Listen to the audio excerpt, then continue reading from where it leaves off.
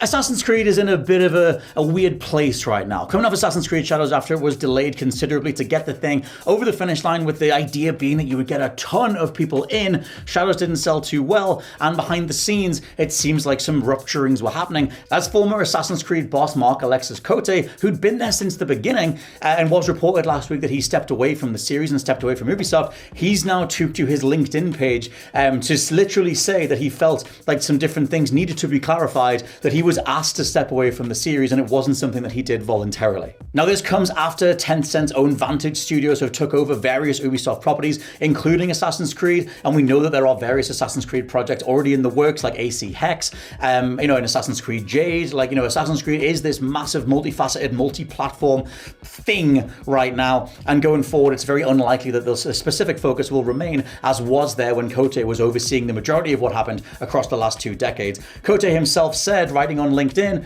"From the messages of colleagues, friends, and fans, a recurring theme has emerged that I feel the need to clarify.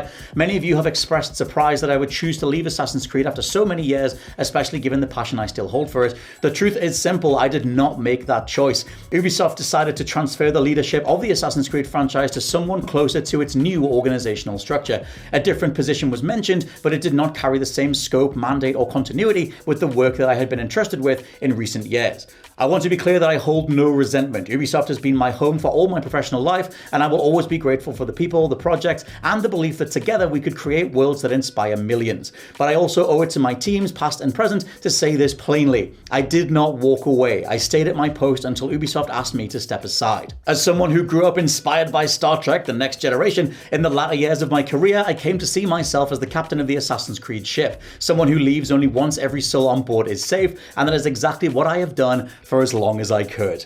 Now, the verbiage here is it feels like that ship is going down, or at least that ship is stuck in a bit of a typhoon in regards to which direction it's going to emerge in.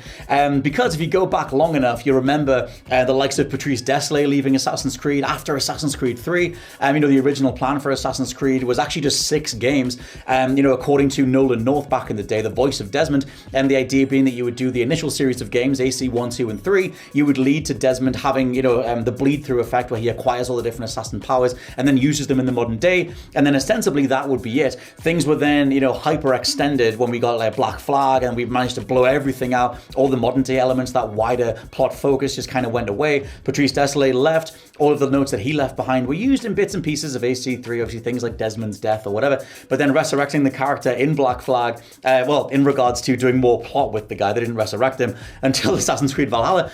But still, that idea of having a through-line story that could be focused on has very much been out the window for a while now, and someone like Côté has stuck around with Assassin's Creed, trying to guide the ship, assumedly being behind the various different parts of the modern games that still try and tap back into that original framework around Desmond and the modern day story, the Templars, the Assassins, not just being insert historical location here, trying to have some sort of through line of different plot elements.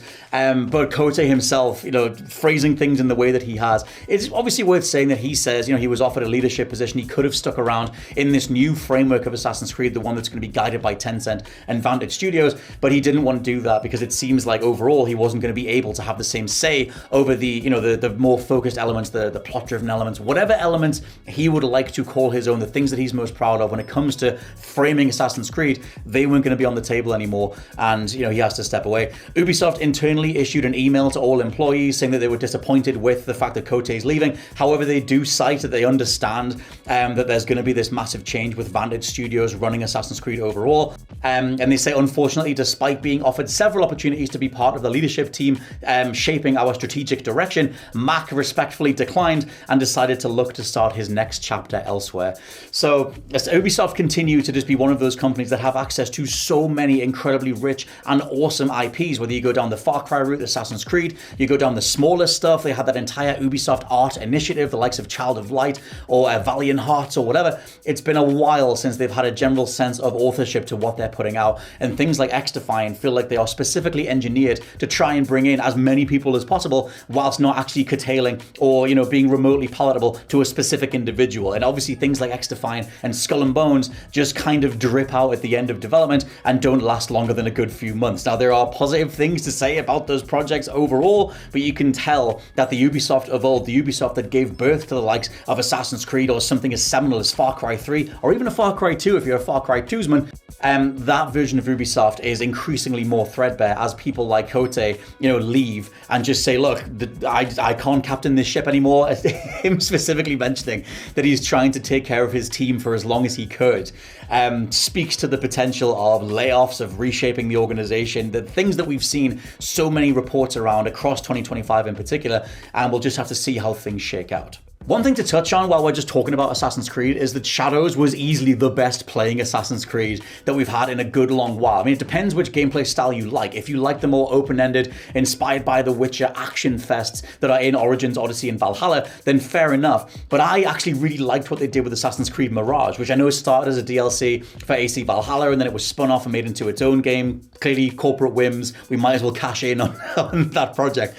But at least Mirage was a return to the old school Assassin's Creed, was more of a focus on stealth, was more of a focus on picking targets and eliminating them one by one while trying to understand a specific biome, specific map, different infiltration options, things like that. The lifeblood of the series. Shadows has a lot of that in terms of its gameplay, especially if you're playing as Naue, but you still had that idea of infiltrating a space. The option in Assassin's Creed Shadows to make it so that the Hidden Blade bypasses the leveling system that is in itself quite controversial from Origins onward. The idea, especially in Odyssey, that the Hidden Blade isn't an instant kill. You can turn that back on in Shadows and then just go to all the higher level areas that you're not supposed to be in, but because you have the Hidden Blade and because you have stealth on your side, you can make your way through those environments. To me, that is Assassin's Creed, and that version of the game is kind of hidden within AC Shadows. And again, like I opened the video saying, Shadows overall didn't sell very well compared to the internal milestones that Ubisoft had set for it, but they also kind of needed it to be the second coming. They delayed that thing so much and poured so much resources into it. It was the idea of a Japanese Assassin's Creed, the thing that a lot of us, including myself, had been requesting for 15 plus years, the entire franchise's history, which as I say that is slightly terrifying because it's going to be 20 years old in 2027. Still, there is an incredibly solid and satisfying gameplay model here. It's just interesting seeing in a gameplay sense that struggling of identity, where ultimately in Shadows, they tried to satisfy everybody. They had Yasuke play like the characters of Origins, Odyssey, and Valhalla, specifically Valhalla, with how increasingly over the top that game became. And then you had Naue in there as well, trying to play more like the stealth side of the series.